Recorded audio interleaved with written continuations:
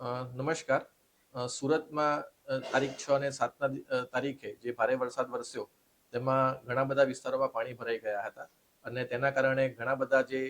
વાણિજ્યિક આપણા અ, જે દુકાનો છે,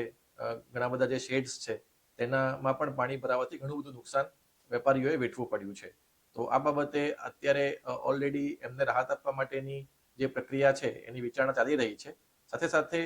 જે લોકોની પાસે ઇન્સ્યોરન્સ છે એના માટે આજે ઇન્સ્યોરન્સના જે તમામ લોકો જે જોડાયેલા છે તેની મિટિંગ બોલાવવામાં આવી હતી. તેમને સ્પષ્ટ સૂચના આપવામાં આવી છે કે જેટલા પણ ક્લેમ્સ આવે તે ઝડપથી ક્લેમ્સ રિસીવ થાય અને ઝડપથી ક્લેમ સેટલમેન્ટ થાય અને ક્લેમની અંદર પણ ઓછામાં ઓછી મતલબ અડચણ ક્લેમ કરનારને પડે તેવી પણ ખાસ સૂચના તમામ ઇન્સ્યોરન્સ કંપનીને આજે આપી દેવામાં આવી છે. સાથે સાથે એક નોડલ ઓફિસર પણ અપોઇન્ટમેન્ટ કરવામાં આવ્યા છે કે જે ઇન્ડસ્ટ્રીઝ અને જે આપણો વેપારી વર્ગ છે તેની સાથે એ ઇન્સ્યોરન્સ કંપનીની સાથે મળીને એમને ઝડપથી ક્લેમ મળે અને ઝડપથી ક્લેમ સેટલ થાય તે માટેની પ્રક્રિયા હાથ ધરશે. આ માટે અમે એક વેબ સાઇટ પણ અમે ઝડપથી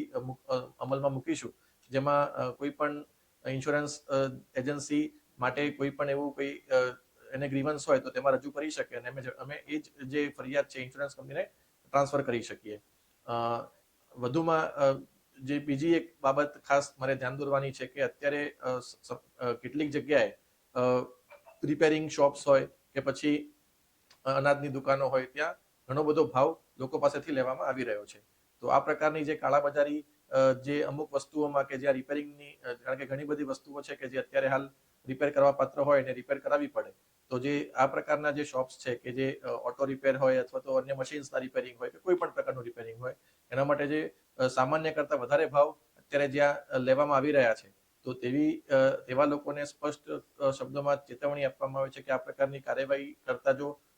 માલુમ પડશે તો તેમની સામે સખત પગલાં ભરવામાં આવશે. એટલે અત્યારનો સમય જે છે એ આપણે બધાને મદદ કરવાનો સમય છે અને આ રીતે આપણે જે પણ આવા આપણા લોકો છે કે જેને અત્યારે મદદની જરૂર છે તો તેમને મદદ કરવામાં આવે, નહીં કે તેમની પાસેથી વધારે ભાવ લેવામાં આવે. એટલે હું ફરીથી બધાને ઇન્સ્યોરન્સ માટે અને આ રીતે જે અત્યારે જે વધારે ભાવ લઈને જે કામગીરી કરનાર લોકો છે તે માટે હું આ રીતે તમામને વિગતવાર કહેવા માંગુ છું કે બંને ઇન્સ્યોરન્સ માટે પણ આપણે મદદ કરીશું અને આ પ્રકારના જે તત્વો છે કે જે વધારે ભાવ લઈ રહ્યા છે તેમની સામે પણ આપણે કડક કાર્યવાહી કરીશું.